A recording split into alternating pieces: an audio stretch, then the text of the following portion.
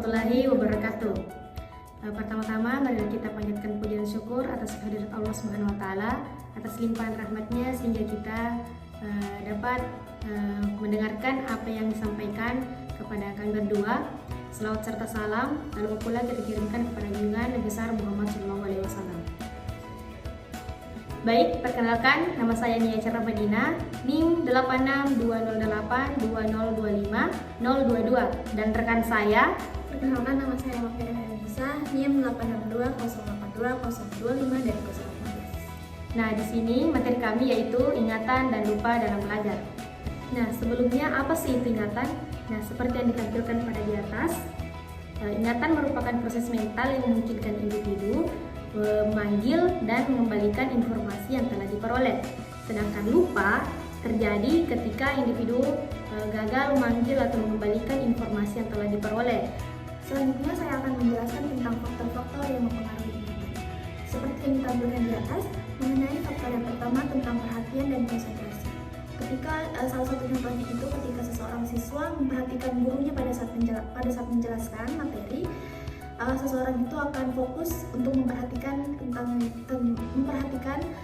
yang dijelaskan oleh gurunya dan fokus untuk mencatat. Baik, yang kedua yaitu motivasi dan belajar, yang dimana guru perlu menumbuhkan minat siswa terhadap materi agar siswa mudah memahami materi yang telah diberikan. Karena motivasi belajar yang kuat dapat membentuk siswa mempertahankan informasi yang lebih lama.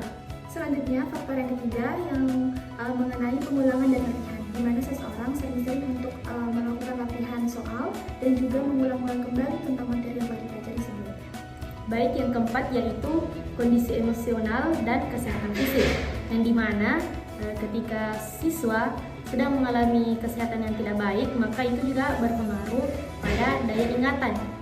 Ketika siswa memiliki kesehatan yang baik, maka daya ingat itu akan lebih lama tersimpan dalam ingatan. Selanjutnya, faktor yang kelima mengenai makna dan keterkaitan informasi, di mana seseorang mudah menerima informasi tersebut jika informasinya itu bermakna dalam waktu yang lama.